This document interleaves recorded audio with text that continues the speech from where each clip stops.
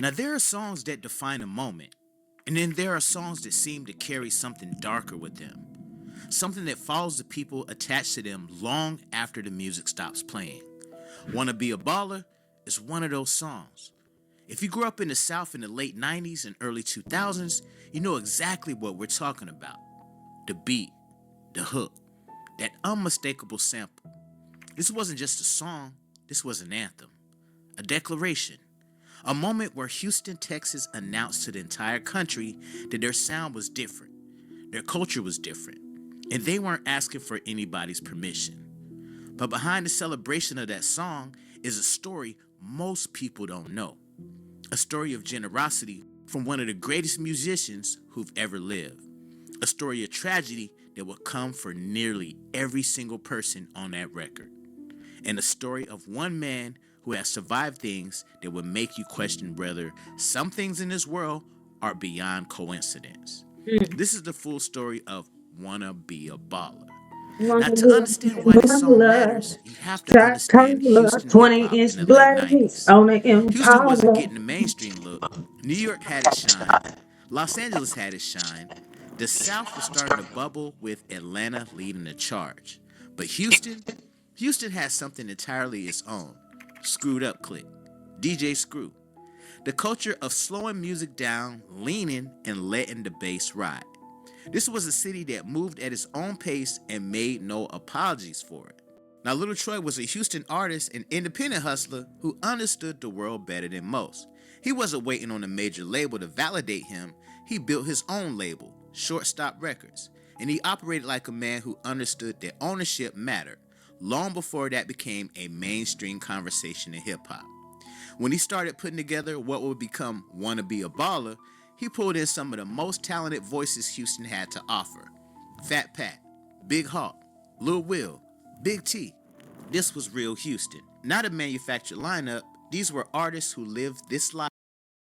Just to put it out there, I grew up listening to DJ Screw, Swisher House, Screwed Up Click, all of that, uh, the Chameleonaire Click, no, the Color Changing Click with Chameleonaire and Power Wall. I grew up on all that. Lil Troy, all that. That's what I grew up on. Screwed up music. Life and spoke it authentically. Now here's where the story takes a turn that almost nobody saw coming. The beat for Wanna Be a Baller was built around a sample from Prince's Little Red Corvette. If you know anything about the music industry, and especially if you know anything about Prince, you know that sampling his music without clearance was one of the fastest ways to end up in a lawsuit. Prince was legendary for protecting his catalog. He fought labels, fought streaming platforms, fought anybody who tried to use his music without his blessing. Artists with far more money and far more legal power than Lil Troy had lost those battles.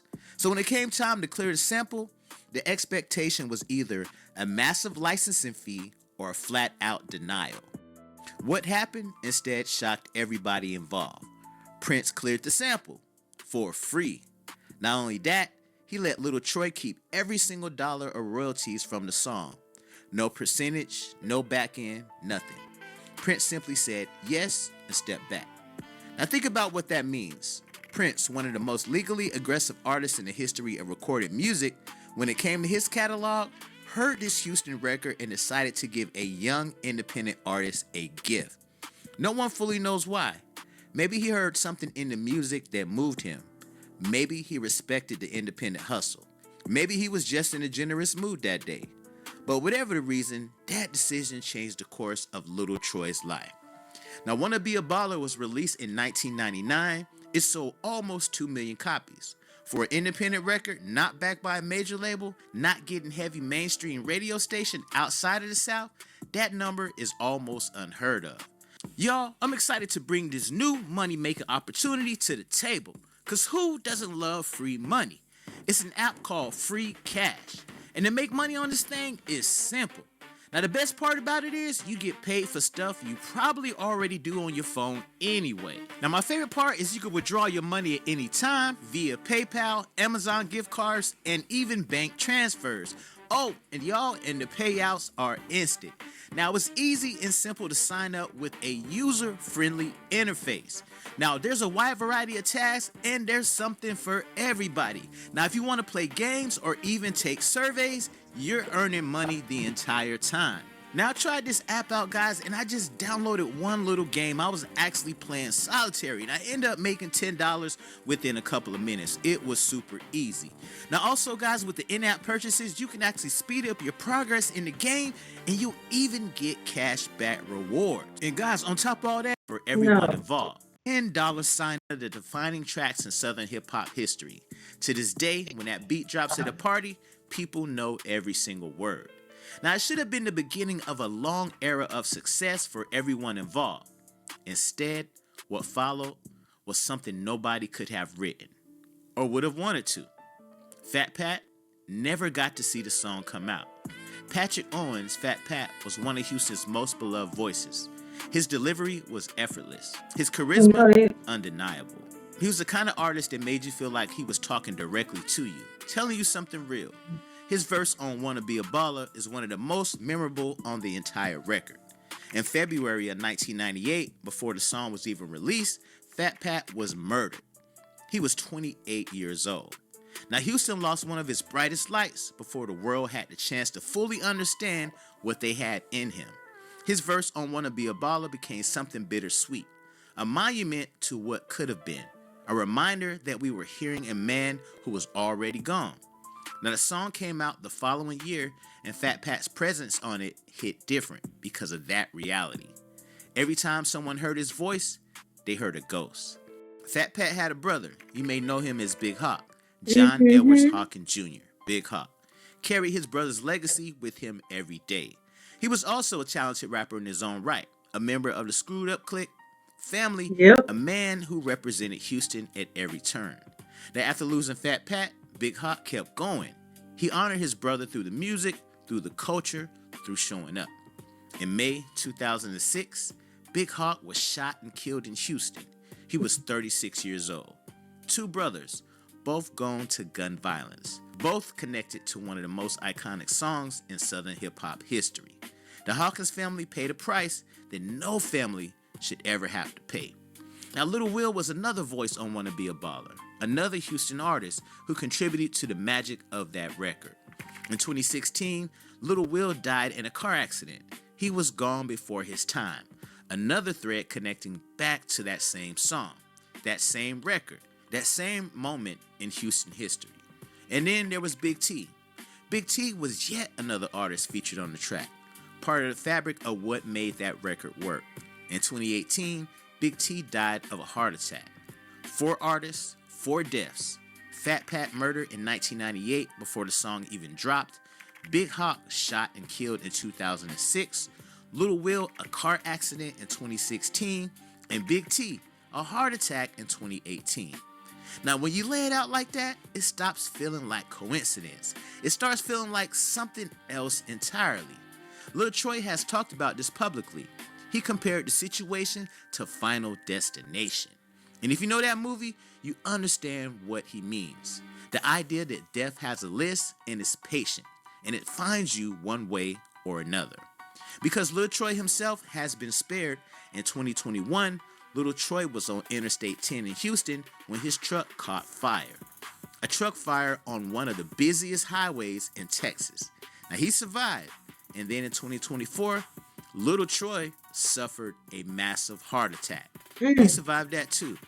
Now, there's a version of the story where you talk about Wanna Be a Baller as simply a great song, a feel-good anthem from the golden era of Southern hip-hop, a record that proved an independent artist from Houston could compete with the world on its own terms.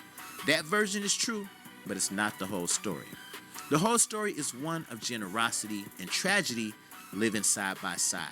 Prince, a musical giant who had every reason to say no, opening a door for a young artist that changed his life. And then the universe seemingly taking back everything it gave, piece by piece, year by year, person by person. Now, the whole story is Fat Pat's voice living forever on a record he never got to see released. Big Hawk carrying his brother's memory and then joining him. Little Will, Big T, gone. The whole story is Little Troy still standing, having survived fire and a heart attack and the grief of watching the people he made music with disappear from the world. And comparing it all to a horror movie because that's the only frame of reference that even comes close to making sense of it. There's something about great music that outlives the people who make it. Wanna Be a Baller will be played at cookouts and in cars and at parties for generations. People who weren't born when it came out will know every word. That's the power of what Little Troy and those artists created. Yeah. But now you know the full weight of that song. Every time you hear it, you're hearing men who are gone. You're hearing the generosity of a musical legend who gave something he didn't have to give. You're hearing a chapter of Houston history that never gets fully told. Wanna Be a Baller isn't just an anthem, it's a eulogy that plays like a celebration. And maybe, just maybe, that's exactly what makes it timeless. Now, the curse of Wanna Be a Baller was something that the hip hop industry definitely wasn't ready for. Why did Prince give this away for free? Why did damn near every artist on the song pass away? That's definitely a mystery that will forever go unexplained. The wanna So, be guys, a let me know in the baller. comments. Do y'all feel the I weight guess of this that's the song? price. Y'all make sure y'all don't forget to like, comment, and subscribe on the videos. Share these videos. And Sound like that's the price of wanting to be a baller. So yeah, you got the record for free, but you still pay the price. Prince gave you that record for free, but you still pay the price because you want to be a baller, want to be a shot caller. 20-inch blades on the Impala, baller getting late night. I switch the roads, I'm gonna break night. I hit the highway, making money the flyway. And it got to be a better way, yeah. I'm a baller, I'm a 20-inch. So yeah, it seems as though, yeah, they got the record for free, but they paid for it. They paid for it in the end. It was never free. It was a price to it. And the price, you see. Like, subscribe, and share. I would greatly appreciate it. And hopefully you can comment and tell me or send me some reactions to my email. It's in my bio in my on my page. Bye guys.